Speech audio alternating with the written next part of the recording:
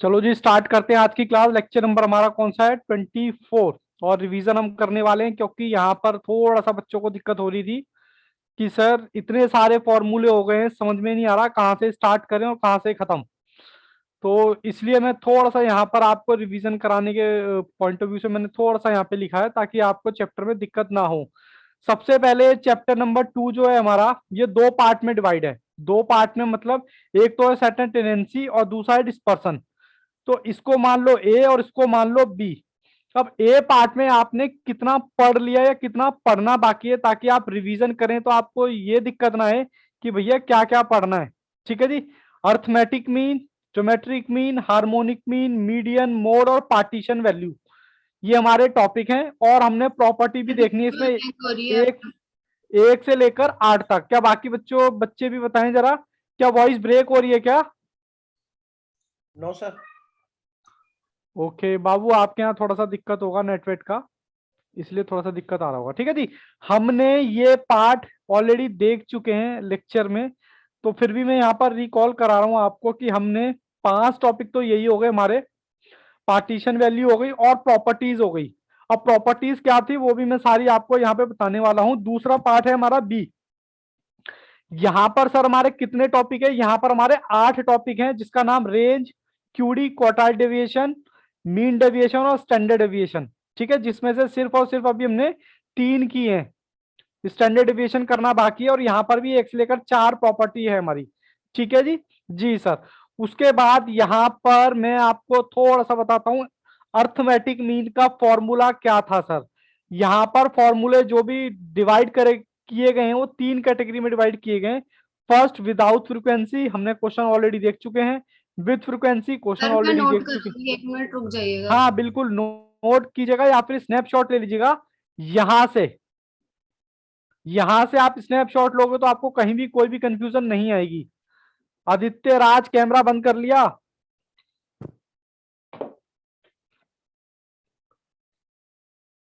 क्योंकि बर्डन थोड़ा,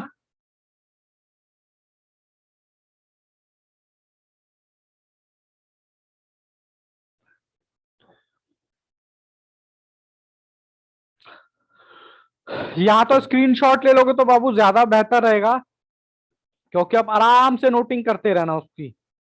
ठीक है जी। जिस भी बच्चे की कोई पीछे की क्लास रह गई है तो वो यहां से देखकर भी अपना कर सकता है। ठीक है जी। पहले मैं अर्थमेटिक मीन की बात कर लूं। अर्थमेटिक मीन में हमारा क्या है? Sigma x. एक्स का मतलब पता है आपको, जो भी सीरीज होती है उनका टोटल, और एन मतलब नंबर ऑफ ऑब्जर्वेशन, ये हम देख चुके थे पहली क्लास में।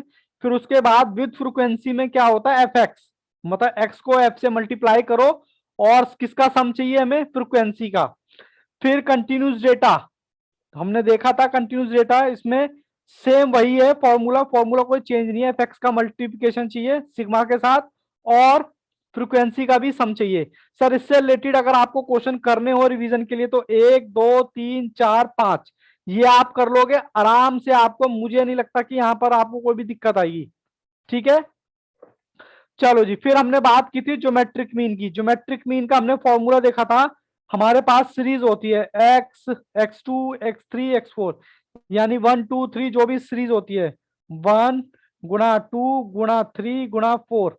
और इनका ऑब्जर्वेशन मतलब इनका सबका 1 2 3 4, मतलब ये फ्रिक्वेंसी वाला है तो इसका सबका फ्रिक्वेंसी का हम वो लेते थे।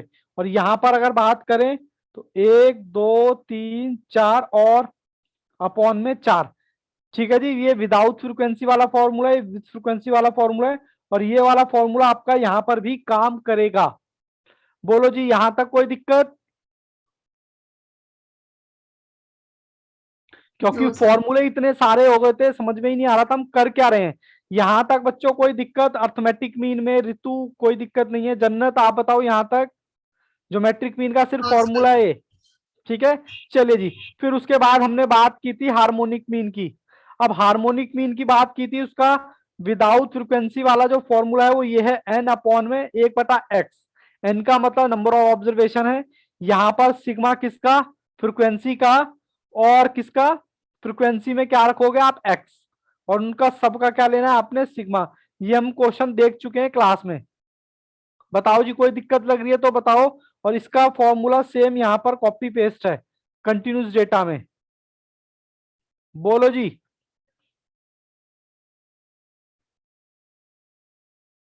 Okay yes. आदित्य भट्टी, बताओ बाबू, कोई दिक्कत अर्थमेटिक मीन में? ये फॉर्मूला है। ओके चलिए, मीडियन की हमने बात की थी। मीडियन में जो भी हमारी सिंगल सीरीज है तो उसको सबसे पहले हम एओ में लगाएंगे, मतलब असेंडिंग ऑर्डर में। और n प्लस वो 1 अपॉन में 2n का मतलब यहाँ पर क्या है, नंबर ऑफ ऑब्जर्वेशन, जो हमारा स्टार्टिंग से ही चल रहा है। ठीक है जी, ये हमारा सर करने का। लेकिन अगर, हाँ बोलो। सर वो भट्टी नहीं है, भाटी है। अच्छा सॉरी सॉरी, मैंने डबल टी भाटी है पढ़ मेरा लिया। नाम। कोई दिक्कत नहीं है। भट्टी से याद आया, जसपाल भट्टी। सर एक चलिए, ही है। कोई बात नहीं।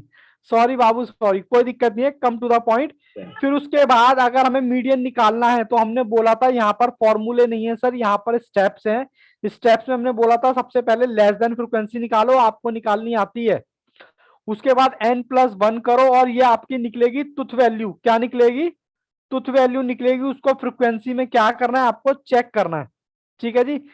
अगर फ्रीक्वेंसी यहाँ पर नहीं है, उसमें चेक कर लोगे तो वेल एंड गुड। अगर तुम्हारी आपका डेटा कंटिन्यूस डेटा है तो वहां पर सीरीज होती है।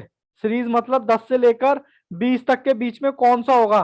तो यहाँ पर भी पहले आप लेस देन फ्रीक्वेंसी निकालोगे, फिर n/2 करोगे, फिर उस फ्रीक्वेंसी को किसमें चेक करोगे, सीएफ में।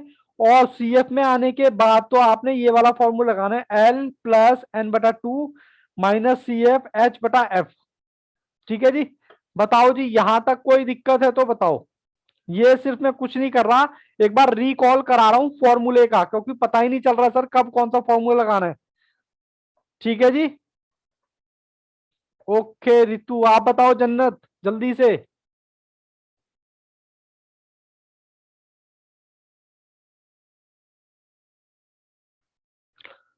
ओके चलिए, कोई बात नहीं, आ गया।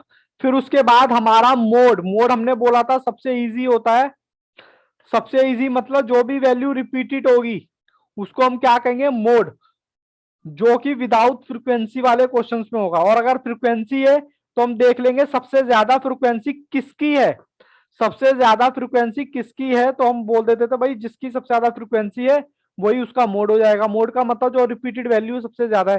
जैसे एग्जांपल के तौर पे मैं बात करूं, 1 2 2 3 और 4, तो यहाँ पर मोड क्या हो गया हमारा, 2। ठीक है ना। अब ऐसे ही यहाँ पर क्या होगा, 1 2 3 3 4। फिर मान लो ये एक्स और ये फ्रीक्वेंसी में दे दूं, 3 4 5 और 6। तो सबसे ज्यादा फ्रीक्वेंसी किसकी आ रही है, 6 की। तो हमारा मोड क्या हो गया, यानी 4 नंबर है हमारा, कितनी बार है, 6 बार। तो हमारा 4 क्या हो गया, मोड हो गया।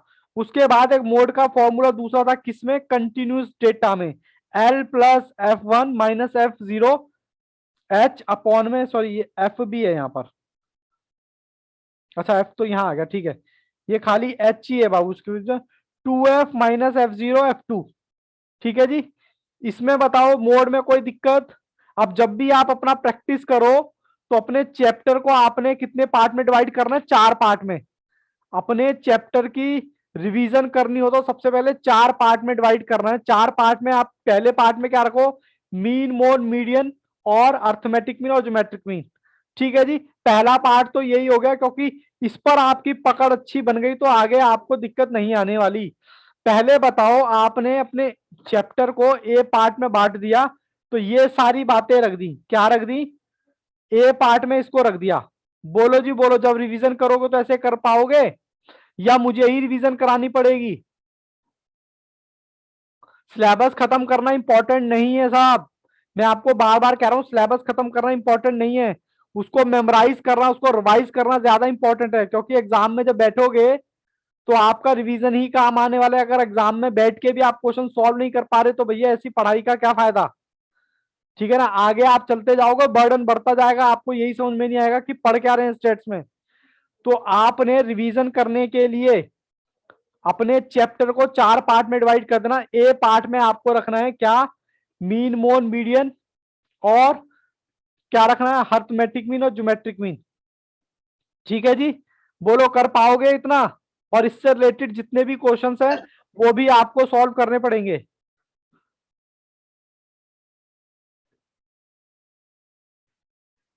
सर बोला क्या किसी ने कुछ? मैंने चलिए बोला था। ओके चलिए जी, यहां पर आप रख लोगे। फिर उसके बाद सर बारी किसकी आती है? प्रॉपर्टीज की बारी आती है। किसकी बारी आती है? आप इसको रखो बी पार्ट में। किस में रखो? बी पार्ट में। भैया आप डिवाइड करके चैप्टर को एक बार पढ़ लो, आपको दिक्कत नहीं आएगी। पहले तो ये बताओ, ए पार्ट में तो कोई दिक्कत नहीं है। Mean mode median basic, basics फंडे, बेसिक बेसिक फॉर्मूले, जब तक ये नहीं होगा आगे मत बढ़ना, बी पार्ट पर जाना ही मत। ठीक है जी। अब मैं बात करता हूं किसकी? प्रॉपर्टीज की। प्रॉपर्टीज में प्रॉपर्टी नंबर ए, मतलब ए कह लो या फिर पार्ट वन कह लो। मतलब यहां पर प्रॉपर्टी वन है किस पार्ट में? बी पार्ट में। बी पार्ट के अंदर, ए पार्ट में तो हमने मीन मोड मीडियन रख दिया, 5 चीजें थी उसको रख दिया, पहले उसको अच्छे से कर लो। दूसरे पार्ट में हमने उठानी है प्रॉपर्टीज। प्रॉपर्टीज क्या कहते हैं? If all observation are same, तो आपका मोड मीडियन और मीन सब वो भी क्या आएगा? सेम आएगा। ये हमने पढ़ी थी प्रॉपर्टी। अगर आपका ऑब्जर्वेशन 7 7 7 7 है तो आप इसका वो निकाल लो, कितना आएगा? मैं निकाल के बताता हूं एक बार। 5 आएगा जी। ठीक है जी। ये मैंने इसका मीन निकाल दिया, यहां पर एग्जांपल के तौर पे मीन ले लिया। और सर मोड निकालूं तो मोड जो कितना रिपीटेड है, तो मोड भी वही आ गया। सर अगर मैं मीडियन निकालूं तो ये काट दो, ये काट दो, ये काट दो, तो ये मिडल्स वैल्यू होती है ना, वो भी कितनी आ रही है? 7। तो पहली प्रॉपर्टी आपको यही कहती है, अगर आपके नंबर सेम है, ऑब्जर्वेशन सेम है, तो मीन मोड मीडियन, हाँ बाबू हाँ 7 ही होगा। ओहो 7 होगा बाबू, सॉरी बाय मिस्टेक, सॉरी जी सॉरी, तो कोई दिक्कत नहीं है। तो ये भी आपका सेम होगा। ये आपकी प्रॉपर्टी नंबर 1 थी। बोलो क्या आपको याद आई या नहीं? बोलो जी, प्रॉपर्टी कुछ कुछ याद या बातें याद आ रही हैं? मैंने आपको बोला है कि रिवीजन कैसे करना है। रिवीजन का पार्ट बी, पार्ट बी में आपको सारी प्रॉपर्टी रखनी है। जब आप सारी चीजों को एक लाइन में रखते हो तो आपको लगता है सिचुएशन कंट्रोल में है। अभी तक मैं देख रहा हूं बच्चे मेरी क्लास से ही गायब होते जा रहे हैं। वो इसलिए गायब हो रहे हैं कि उनको चीजों को समझने में दिक्कत हो रही है, इसलिए क्योंकि कोई चीज कहीं पड़ी हुई है, कोई चीज कहीं पड़ी हुई है। मतलब मीन मोड मीडियन कहीं पड़ा हुआ है तो उसकी प्रॉपर्टी याद ही नहीं है, इसलिए दिक्कत आ रही है। और आगे जैसे जैसे बढ़ते जाओगे तो इन चीजों की रिक्वायरमेंट होगी ही। तो इसलिए मैंने सोचा पहले इस प्रॉब्लम को क्यों ना खत्म कर लिया जाए, ताकि हमें आगे दिक्कत ना आए। ठीक है जी। बोलो पहली प्रॉपर्टी क्लियर है? अगर आपके नंबर सेम है तो आपका मीन मोड मीडियन भी सेम आएगा। बोलो जी जल्दी से रिपीट करो। रितु, आदित्य, जन्नत। ओके ओके जी, आदित्य जी आप भी बताएं। चलिए जी। उसके बाद इसमें हमने देखा था, अगर हमारा डेटा सिमेट्रिक है, सिमेट्रिक और असिमेट्रिक। सिमेट्रिक का मतलब यही होता है जिसका तीनों चीजें सेम आए, तो इसका दूसरा नाम होता है सिमेट्रिक। जिसका तीनों सेम आए उसको बोलते हैं सिमेट्रिक। लेकिन अगर डेटा अलग अलग हो तो, मतलब तीनों सेम ना आए, तो उसको बोलते हैं असिमेट्रिक, एज अ सिमेट्रिक। इसका फॉर्मूला क्या था? इसका फॉर्मूला था mean minus mode equal to 3, फिर मीन, फिर माइनस मोड। ये इसके हमने क्वेश्चन देखे थे। बस मैं तो बस रिकॉल करा रहा हूं, क्या तुम्हें याद है? ये गाना भी था ना, क्या तुम्हें याद है? तो मैं वही बात कर रहा हूं, क्या तुम्हें याद है? सर सर पकड़ के बैठ गए क्या? जन्नत याद नहीं है तो बाबू देखो, सारा रिजल्ट आपके सामने है। क्या उम्मीद करते हो सीए के एग्जाम में बैठोगे? सर मेरी ये क्लास छूट गई थी जब आपने अच्छा कराया था। क्लास छूट गई थी, कोई बात नहीं, बट मैं आपको रिकॉल करा रहा हूं, आपके वीक पॉइंट्स भी आपको बता रहा हूं। ठीक है, इस तरीके से एग्जाम में जाओगे तो क्या सोचोगे? सरदार बहुत खुश होगा, शाबाशी देगा? नहीं, शाबाशी तो नहीं मिलेगी, उल्टा पिटाई और मिलेगी कि नालायकों पैसे खराब कर रहे हो हमारे। ठीक है, पढ़ाई ठीक से नहीं कर रहे हो, कोई बात नहीं। मैं यहाँ पर मतलब अगर प्रॉपर्टी एक की बात करूं तो उसमें आपको 2 बातें याद रखनी है। 2 भी क्यों कहूं, मैं कहूं 3 बातें याद रखनी है। 3 बातें सर कैसे कैसे याद रखनी है? सर पहली प्रॉपर्टी कहती है नंबर अगर सेम है तो तीनों चीजें क्या आएंगी? सेम आएंगी। ये तो पहली बात आपने याद रखनी है, आप इग्नोर नहीं कर सकते। दूसरी चीज क्या है? इसी को सिमेट्रिक डेटा बोलते हैं। मतलब जिसका मीन मोड मीडियन सेम आए उसको हम प्यार से सिमेट्रिक डेटा बोलते हैं। सर फिर असिमेट्रिक कौन सा है? जिसका तीनों अलग अलग आए। उसका निकालने का फॉर्मूला क्या है? वो आपको ये दे रखा, mean minus mode equal to 3। और ये पहली प्रॉपर्टी में 3 बातें याद रहेंगी क्या? जल्दी से बताएं, जल्दी से बताएं। ओके, ऋतु, आदित्य, मुझे कोई फर्क नहीं पड़ता 50 बच्चे हो या 2 बच्चे हों, बशर्ते बच्चे पढ़ने वाले होने चाहिए तो अच्छा लगता है। ओके जी, आदित्य का भी ऐसा आ गया। उसके बाद प्रॉपर्टी नंबर 2 हमने पढ़ी थी। प्रॉपर्टी नंबर 2 क्या कहता था? Relation between mean mode median में रिलेशन क्या होता है? अगर आपका नंबर सेम हो तो ये तीनों भी सेम आएंगे। वही पहले वाली प्रॉपर्टी से मिलती जुलती है जी। अगर हमारे नंबर सेम है तो तीनों इजिकल टू आएंगे। अगर आपको एक सीरीज दे दी कि भैया ये सीरीज दे दी है, मान लो 4 4 4 4 कुछ दे दिया, सब कुछ सेम है, तो आपसे पूछ रहा है मीन बता दो। मीन ये दे रखा है तो आपसे पूछेगा मोड क्या होगा, मीडियन क्या होगा। तो आपको ऑप्शन में तीनों, बहुत ही सिंपल और छोटी सी प्रॉपर्टी है। बोलो जी, कोई दिक्कत? प्रॉपर्टी नंबर 2 में कोई दिक्कत किसी भी तरह की? ओके, यस ऋतु, आदित्य, यस। उसके बाद प्रॉपर्टी नंबर 3 ये हमसे कहता है जी कंबाइंड मीन निकाल के दे दो। आपको 2 डेटा दे रखा होगा, डेटा 1 डेटा बी। पहले तो उनका मीन निकाल लो। मीन निकालने के बाद आपको कह रहा है दोनों मीन को कंबाइन कर दो, तो उसका एक फॉर्मूला होता है। उसके हमने क्वेश्चन ऑलरेडी देख चुके थे। मैं तो अभी तक मेरी जो जितनी क्लास हुई है ना, मान लो आज 24th क्लास है, यानी कि 24th है, 24वीं आज लेक्चर है हमारा। तो इसका मतलब इससे पहले के हमने 14 लेक्चर में, 14 भी क्यों कहूं, 16 लेक्चर में बेटा यही सब किया हुआ है। ठीक है ना? अब आपको देख लो आपको कितनी मेहनत करने की जरूरत है। तो प्रॉपर्टी हमारी 1 क्या होगी? मैंने बोला आपको 2 सीरीज दे रखी होंगी और 2 ही आपको क्या दे रखे होंगे, मीन, तभी तो कंबाइन करेंगे। तो वहां पर क्या होगा, N1 उसकी गुणा लगाओगे किससे?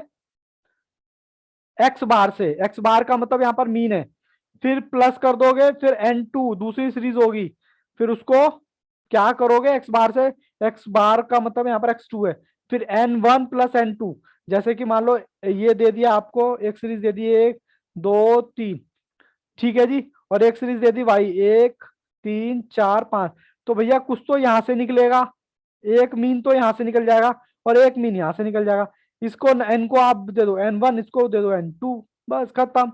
इसको आप जोड़ लोगे तो आपकी प्रॉपर्टी 3rd कंप्लीट हो जाएगी। इसके बेसिस पे हमने क्वेश्चन देख लिए थे। बोलो हाँ के ना? अब बताओ यहां तक कोई दिक्कत? मैं तो बस रिवीजन करा रहा हूं। सर एक एक क्वेश्चन हो जाता तो और मजा आ जाता। नहीं, यही कहना चाहते हो ना?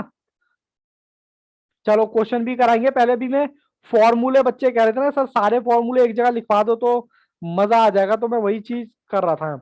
अब प्रॉपर्टी नंबर 4 पे चल सकते हैं।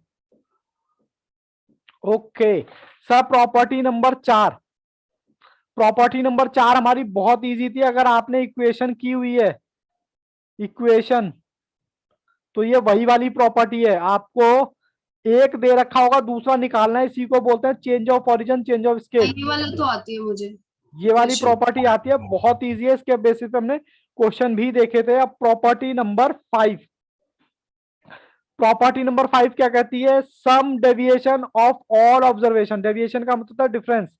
कह रहा है डिफरेंस किसका? एक्स का। जैसे कि हमने बोला था, मान लो ये सीरीज दे रखी है, इसका आप सबसे पहले क्या निकालो? मीन निकाल लो। मीन निकाल लो और इनका सबका डेविएशन क्या आएगा? डिफरेंस मतलब 0 के बराबर आएगा। सर कैसे? एक बार देखो, 1 2 3 4, ये आपका टोटल कितना हो गया? 10।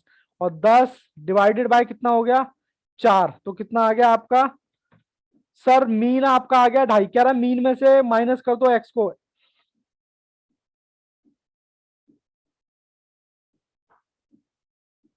तो इसका कितना आएगा? ये माइनस का 1.5, माइनस का 0.5 और माइनस का 0, ये प्लस का आ जाएगा और ये भी क्या आ जाएगा? आपका प्लस का आ जाएगा क्या? 1.5। तो ये इससे कट जाएगा, इससे कट जाएगा। तभी बोला गया इसका अर्थमेटिक मीन से रिलेटेड क्या आएगा? 0। क्या आएगा जी? 0। बताओ यहां तक कोई दिक्कत है तो बताओ। No sir. सिंपल सा फंडा है, पढ़ो तो पूरा पढ़ो वरना छोड़ दो। ऐसी पढ़ाई करके क्या फायदा जो पैसे खराब करे। कई बार फैमिली वाले ताने भी मारते होंगे ना कि पढ़ ले बेटा, पैसे खराब कर रहा है हमारे। ठीक है जी, मैं तो बस पूरी पिक्चर रख रहा हूं 14 दिन में हमने किया क्या, आहिस्ता आहिस्ता आहिस्ता हमने किया था, पूरी पिक्चर रख रहा हूं आपके सामने कि जी ये हमने किया था नेक्स्ट 14 दिनों में, क्योंकि 14 लेक्चर हो चुके हैं। तो हमने 14 दिनों में क्या क्या किया वही मैं बता रहा हूं। ये प्रॉपर्टी याद रहेगी, बोलो जी।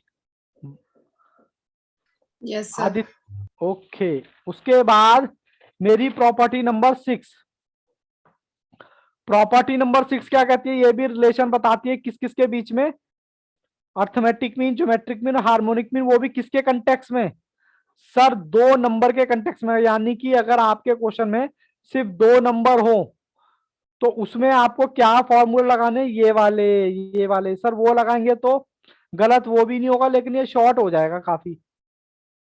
ठीक है ना, तो ये अर्थमेटिक मीन का फॉर्मूला ये भी हम कर चुके हैं, हार्मोनिक मीन का ये रहा, अर्थमेटिक मीन का ये रहा, ज्योमेट्रिक मीन का सॉरी। ठीक है जी, और एक इसमें रिलेशन क्या होता है, ज्योमेट्रिक मीन का स्क्वायर जो है इन दोनों के मल्टीप्लाई के बराबर होता होता है। जो आपने कुछ ऐसी पाइथागोरस थ्योरम भी पढ़ी थी ना, सेम उसी तरीके से। बोलो जी बोलो, दिक्कत होने लग गई, रितु यस, बोलिए जी, आदित्य साहब, जन्नत यस।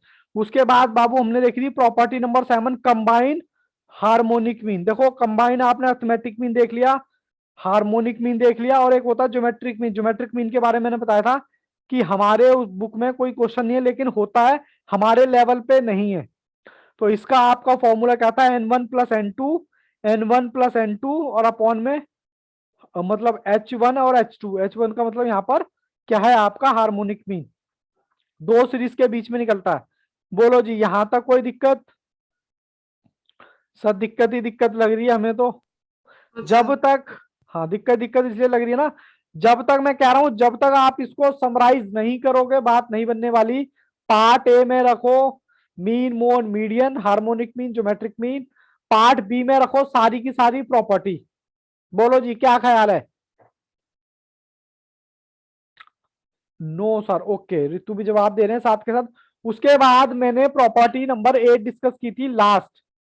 अगर आपको क्वेश्चन में डिस्टेंस दे रखा है सेम, तो आप इसका मतलब क्या निकालेंगे, हार्मोनिक मीन।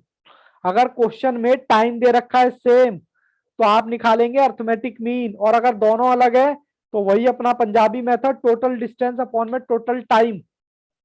ठीक है जी, बोलो जी, ये भी हमने कर चुके थे। अब आपको याद आ रहा होगा कब किया, कब किया, ये दिक्कत है ना। अच्छा, रितु यस, जन्नत यस, बाकी बच्चों ने तो मेरे ख्याल से हाथ ही खड़े कर दिए, सर हमारे बस का नहीं है स्टैट्स करना। बाकी बच्चों का तो यही लग रहा है, क्लास में नहीं आ रहे तो हाथ खड़े कर दिए उन्होंने कि सर या तो वो सेल्फ स्टडी में विश्वास रखते होंगे। बट मैं बता दूं, स्टैट्स थोड़ा सा इतना कॉम्प्लिकेटेड है ना, कॉम्प्लिकेटेड इसलिए क्योंकि कॉन्सेप्ट बहुत सारे हैं, और ये सारे कॉन्सेप्ट अपना स्टडी मटेरियल खोल के तो देखो एक बार, आपको पता चल जाएगा कि आपका स्टडी मटेरियल में है या मैं सारी फालतू की बातें कर रहा हूँ। भैया मैं एक बात बताओ, मैं एक्स्ट्रा आपको क्यों पढ़ाऊंगा, एक्स्ट्रा मैं पढ़ाऊंगा नहीं क्योंकि मुझे एक्स्ट्रा पैसे मिलने वाले हैं नहीं। ठीक है जी, कम मैं पढ़ाऊंगा नहीं क्योंकि आपका जो लेवल है उसको ध्यान में रखते हुए मैं कम क्यों पढ़ाऊंगा, मैं अपनी गुडविल क्यों खराब करूंगा, ये भी एक क्वेश्चन है। तो ज्यादा मैं पढ़ा नहीं सकता, कम मैं पढ़ा नहीं सकता, मतलब कम पढ़ाने के लिए मेरे को वो सेटिस्फिक्शन नहीं मिलेगी।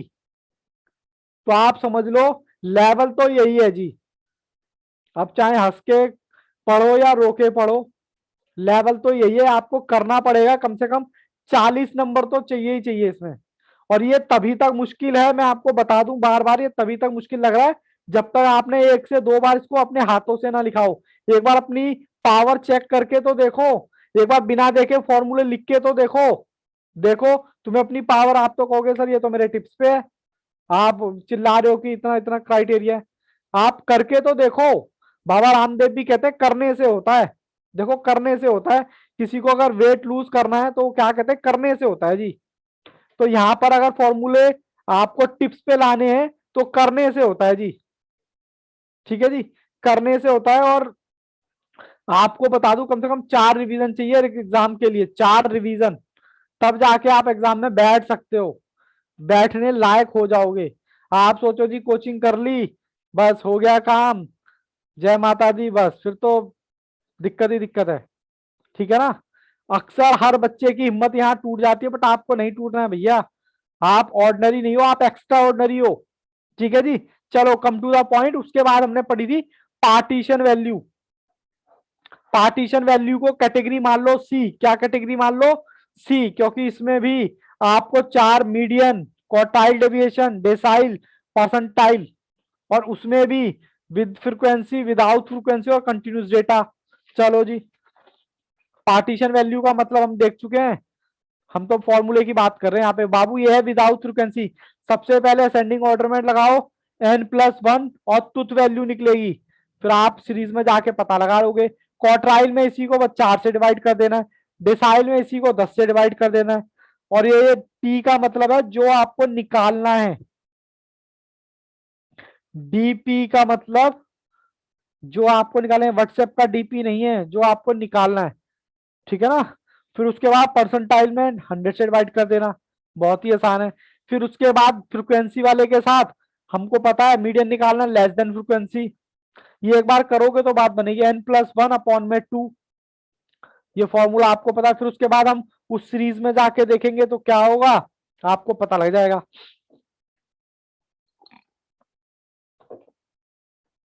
बोलो जी।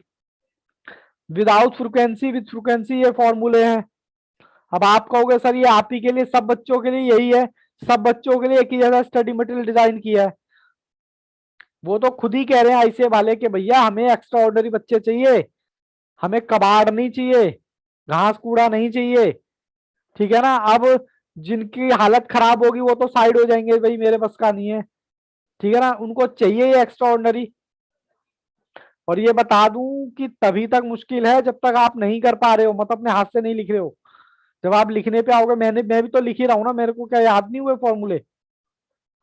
मैं भी अगर मान लो, चलो मैं टीचर हूं सर, आप तो टीचर हो, आपने तो याद किया, भाई मेरे भी 118 नंबर आए हैं, सीपीटी होता था उस टाइम, तो मैंने भी तो मेहनत की होगी ना इतनी तो, तभी तो 118 नंबर आए हैं। पहली बारी में तो मैं फेल था, पहली बारी में तो मेरे 94 नंबर आए थे। हमारे टाइम में सीपीटी होता था, अब 118। तो मेहनत की तभी तो 18 आया, तो छोड़ देता, चलो भी छोड़ो, क्या करेंगे सीए करके। टेंशन मत लो, नेक्स्ट क्लास में मार्कशीट भी दिखा दूंगा, अभी रखी हुई है उसमें पैक करके। ठीक है, एनवलप वगैरह पैक करके रखते हैं ना भाई, दिखाने के काम आती है बच्चों को और अपने बच्चों को कि भैया देख 118 नंबर आए थे मेरे। ठीक है जी। आपकी इसमें हालत खराब हो रही है। चलो, ये डिसाइल के आप निकाल लोगे, सेम वही चीज है, लेस देन फ्रीक्वेंसी निकालना। n+1 इंटू में 10, 10 के आगे 10, परसेंटाइल के आगे 100, और इसके आगे क्वार्टाइल के आगे 4। कल परसों हमारा एक क्वेश्चन भी था, तो क्वेश्चन बाबू पहले ऐसे निकलना था, वो क्वार्टाइल डेविएशन निकाल, जो हमने फॉर्मूला था ना, फॉर्मूला हमारा था किसका, QD/2। क्वार्टाइल डेविएशन जब निकाल रहे थे तो हम कह रहे थे कि मिसप्रिंटिंग, वो मिसप्रिंटिंग नहीं है। पहले हमें ये फॉर्मूले से पहले Q1 और Q2 निकालना पड़ेगा, Q3 सॉरी। ठीक है जी। उसके बाद कंटिन्यूस डेटा भी देख लो लगे हाथ। अब आप कह रहे हो आप स्क्रीनशॉट ले रहे हो या उतार रहे हो, पहले ये बताओ। या ये लेक्चर में सर से कह के क्या करूंगा, ये लेक्चर में यूट्यूब पे डलवा दूंगा। ठीक है, आप आराम से हाँ बोलो। वो ले लिया सर, ले लिया स्क्रीनशॉट इसका। स्क्रीनशॉट ले लिया, देखो या तो स्क्रीनशॉट ले लो, या सर से कह के ये लेक्चर में यूट्यूब पे डलवा दूंगा, आप यहाँ से फॉर्मूला उतार के फिर ये डिलीट हो जाएगा ये। ठीक है ना। उसके बाद कंटिन्यूस डेटा में लेस देन फ्रीक्वेंसी, बस सब कुछ वही है, बस एक बड़ा सा फॉर्मूला ये, एल एल मतलब lower frequency, n/2, CF cumulative frequency, H H मतलब हाई हिट वाला बोला था ना, डिफरेंस किसका होता है फ्रीक्वेंसी, और CF लेना होता है, ये एक पहले का CF लेना होता है, पता था ना। सेम यहाँ पर है, सेम यहाँ पर है, सेम यहाँ पर है, बस यहाँ 2 है, यहाँ 4 है, यहाँ 10 है, और यहाँ 100 है। बोलो जी, कोई दिक्कत नहीं है? जल्दी से तो बताओ। सर आज पढ़ाया मैंने कुछ भी नहीं है, मैं तो बस रिकॉल करा रहा हूं आपको, क्योंकि मुझे ऐसा फील हो रहा था कि ओवरलोड हो चुका है जी, हम डाइजेस्ट नहीं कर पा रहे हैं। फिर हमारा क्या स्टार्ट हुआ था, डिस्पर्सन, मतलब पार्ट बी, मतलब टॉपिक का पार्ट बी, रेंज आपको निकालनी आती है। ये उसके वाला बाद मैंने करा था क्लास। कॉफिशिएंट ऑफ रेंज आपको आती है, और क्वार्टाइल डेविएशन में इंटर क्वार्टाइल डेविएशन और कॉफिशिएंट Q3 माइनस Q1, ये और ये, ठीक है जी। उसके बाद मीन डेविएशन हमने कर लिया था, मीन डेविएशन भी मैं दिखा देता हूं आपको। मीन डेविएशन का फॉर्मूला ये था, डी कैसे निकलेगा आपका, डी निकलेगा एक्स माइनस एक्स बार। अब आप कहोगे डी एक्स बार का मतलब यहाँ पर कुछ भी हो सकता है, मतलब ए मैंने माइनस किया था, यहाँ पर ए को आप कुछ भी कह सकते हो, अर्थमेटिक मीन, मीडियन या मोड, कुछ भी आपको निकालने के लिए बोल सकता है, बट अर्थमेटिक मीन और मीन आपको ज्यादातर बोलेगा। और ये तो स्टैंडर्ड डेविएशन तो मैंने कराया ही नहीं है आपको, लेकिन फॉर्मूले आपको एडवांस में दिखा दिए मैंने, ठीक है ना। ये तीनों हमने कर लिए थे। हमारी जो क्लास स्टार्ट होनी है वो स्टैंडर्ड डेविएशन से स्टार्ट होनी है। बोलो जी बोलो। Yes sir. इस लेक्चर का कुछ फर्क पड़ा आपके ऊपर, इम्पैक्ट पड़ा कि हम, हमारी डायरेक्शन कहाँ जा रही है। और अभी मैं आपको बता दूं, ये इसका स्क्रीनशॉट जरूर ले लेना, क्योंकि ये कंप्लीट चैप्टर की पिक्चर है। अगर कोई आपको इससे कम पढ़ाए तो बोल देना भैया हमारा काम नहीं चलेगा। 5 तो वही हो गए, पार्टीशन वैल्यू हो गई, 1 से लेकर 8 तक प्रॉपर्टी हो गई, फिर पार्ट आ गया डिस्पर्सन, ये 4 टॉपिक तो ये हो गए, और 4 ही इनकी प्रॉपर्टी है जो मैं डिस्कस करूंगा आपके साथ बाद में। यानी कि अभी आपका क्या क्या रहता है सर, आपका स्टैंडर्ड डेविएशन और 4 प्रॉपर्टीज रहती हैं, तब जाके आपका चैप्टर कंप्लीट होगा। उसमें भी मुझे स्टडी मटेरियल के क्वेश्चन कराने हैं। बोलो जी, यहां तक कोई दिक्कत? थोड़ा सा सोचो, खुद के साथ बैठो, और अगर आपको दिक्कत लग रही है तो भैया 40 नंबर तो लाने ही पड़ेंगे ना। मिनिमम क्राइटेरिया तो अब भी है ना कि भैया मिनिमम 40 तो लाने पड़ेंगे। अब आपके पास 2 ऑप्शन है, एक तो वो जो आपके सब्जेक्ट सबसे अच्छे से तैयार है उनको और अच्छा कर लो, ऑप्शन नंबर 2 जो वीक लग रहे हैं उन पर थोड़ी सी मेहनत कर लो, क्योंकि देखो 40 नंबर तो यहां भी चाहिए। अब आपको लग रहा है कि भाई अब पता चल रहा है सर, प्रॉपर्टी नंबर 4 दिखाना, ओके। ये रही बाबू प्रॉपर्टी नंबर 4। प्रॉपर्टी नंबर 4 मैंने बताया था, इक्वेशन आपको दे रखा होगा, क्या एक्स बार दे रखा होगा, आपसे पूछेगा वाई बार की वैल्यू बता दो, या वाई बार दे रखा होगा आपको बोलेगा जी एक्स बार की वैल्यू बता दो।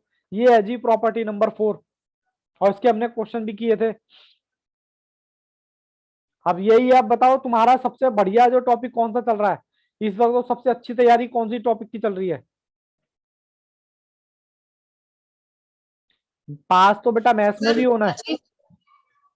देखो अपनी प्लानिंग अपने हिसाब से करो, किसी बच्चे को मैथ अच्छा लगता होगा, किसी को अकाउंट अच्छा लग रहा है, किसी को लॉ अच्छा लग रहा है, तो किसी को इको अच्छा लग रहा है। तो अपने क्राइटेरिया खुद चेक करो कि भैया मैं, मेरे को तैयारी कैसे करनी है। सर रोने पास तो सब में ही होना है ना। पास तो बाबू सब में होना है, मैं ये कह रहा हूँ हल्का और भारी जो तुम्हें सबसे अच्छे से आता है। मेरे टाइम में मुझे सबसे अच्छे से अकाउंट्स आता था, सबसे अच्छे से। मैं कहता था कि अकाउंट्स में मेरे 60 नंबर का पेपर होता था उस टाइम में, और 60 में से मैं मतलब 55 की गारंटी लेता था कि नहीं 55 तो मुझे एनियन हाउस स्कोर करने ही करने हैं।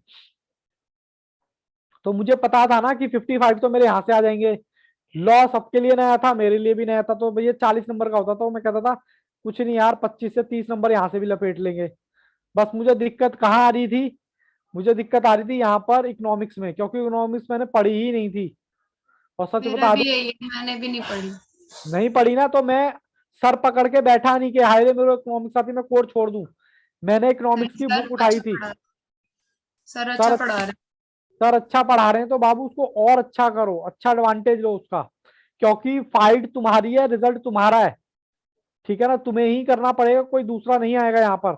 मैंने इकोनॉमिक्स उठाई थी, मुझे तो इकोनॉमिक्स समझ ही नहीं आई थी, और ना ही मैंने कोई टीचर लगाया था। मैं तो इकोनॉमिक्स की हिंदी और मेरी तो इंग्लिश भी इतनी स्ट्रांग नहीं थी कि मैं इंग्लिश में पढ़ता। हिंदी में बुक लेके आया था 11th की, थोड़ा सा समझ आया था मुझे कि यार समझ आ रही है थोड़ी थोड़ी। उस टाइम ये यूट्यूब यूट्यूब का चक्कर नहीं होता था हमारे टाइम में कि चलो अभी कोई दिक्कत है तो यूट्यूब पे कोई दूसरे टीचर की देख लेते हैं।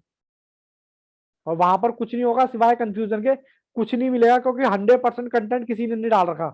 बस कंफ्यूजन क्रिएशन होगा और कुछ नहीं होगा।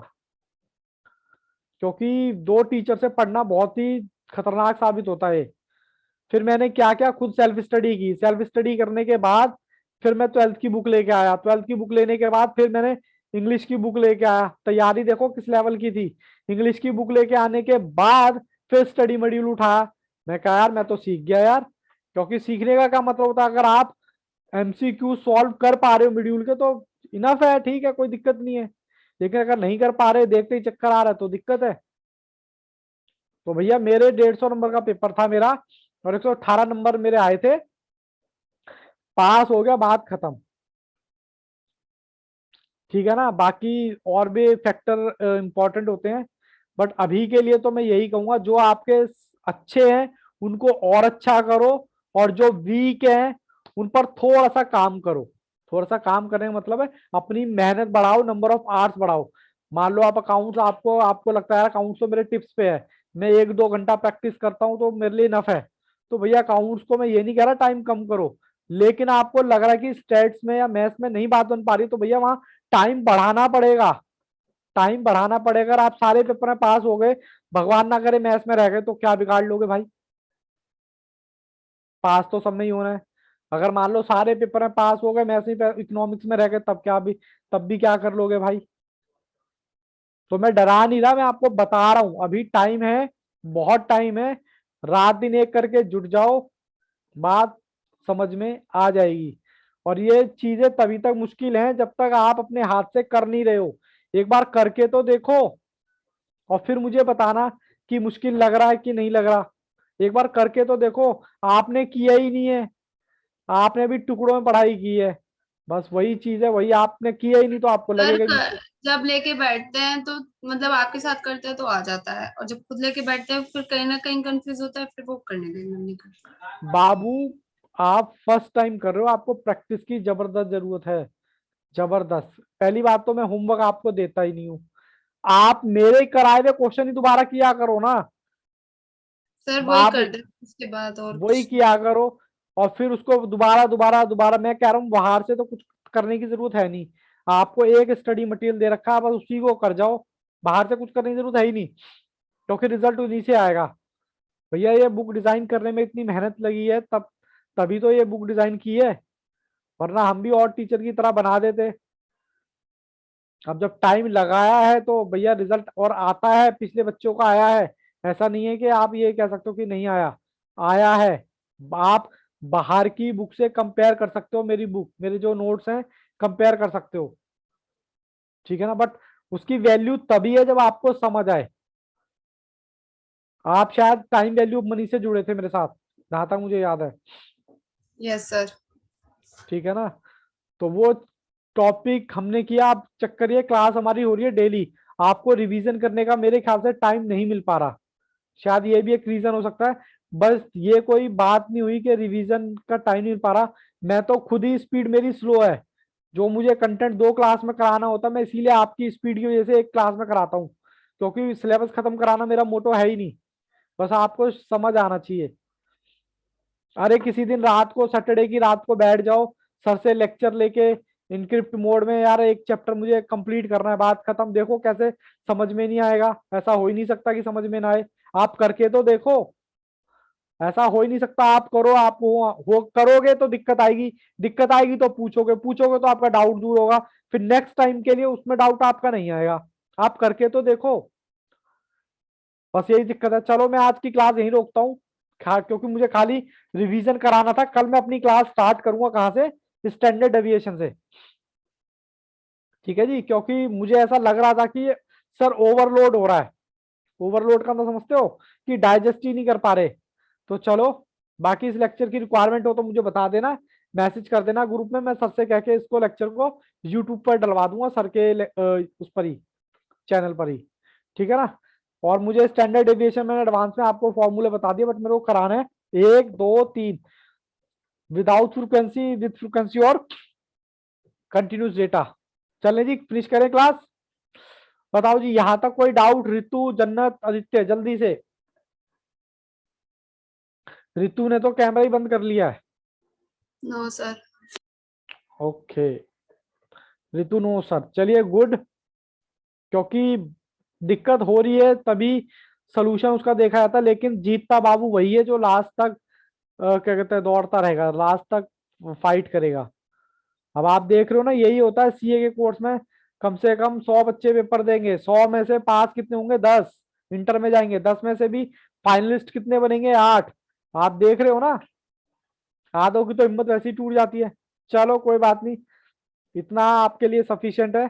आप क्या करना, आप अपने चैप्टर को 4 पार्ट में डिवाइड कर देना। ए पार्ट में सबसे पहले आपने कुछ नहीं, आप भूल जाओ बी पार्ट नाम की कोई चीज होती है, सी पार्ट नाम की चीज होती है। आप सिर्फ फोकस करो mean, mode, median, harmonic mean, geometric mean, बात खत्म। उसके फॉर्मूले लिख के देखो। अरे एक बार नहीं आएगा, 2 बार नहीं आएगा, 3 बार तो आएगा। एक सीक्रेट मैं बता दूं आपको, शेयर करूं आपके साथ, अगर आपके पास टाइम हो थोड़ा सा तो।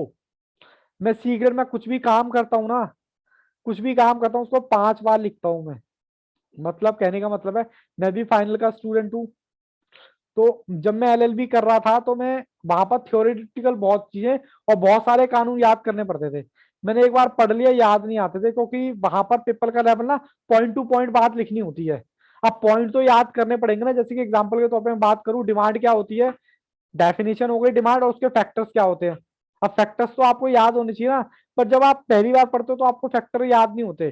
तो मैं उन फैक्टर को ना 5 बार लिखता था, और 5 बार लिखने से ना मेरे को याद हो जाता था, मेरे माइंड में ज्यादा लोड नहीं पड़ता था। एक बार गलत लिखता था, 2 बार गलत लिखता था, मतलब मैं कुछ भी क्वेश्चन याद कर रहा हूँ उसको 5 बार मैं जरूर करूंगा।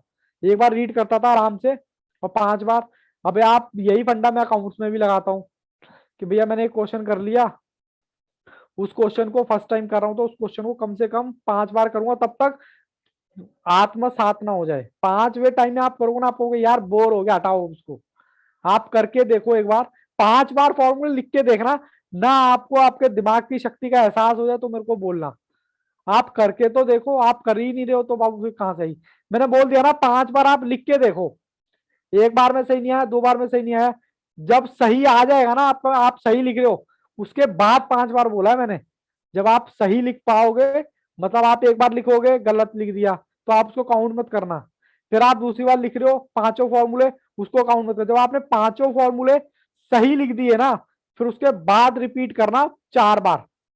फिर देखो आपके साथ मतलब जिसको कहते हो आप मिराइकल नहीं होता तो बोलना कि सर हाँ आपकी बात में दम तो है। आप यही कहीं भी लगा देना, आप इसको इकोनॉमिक्स में लगा देना। अब आप कहोगे कि सर इसके लिए तो टाइम की जरूरत है, हाँ टाइम की जरूरत होती है। आपके कौन से बिजनेस चल रहे हैं, या आपके कौन से भी बच्चे रो रहे हैं जो आप कहोगे जी नहीं जी हमारे पास तो टाइम ही नहीं है, हमें तो कमाने जाना है अभी, या हमारे को तो बड़ी दिक्कत है, हमारे तो बिजनेस चल रहे हैं।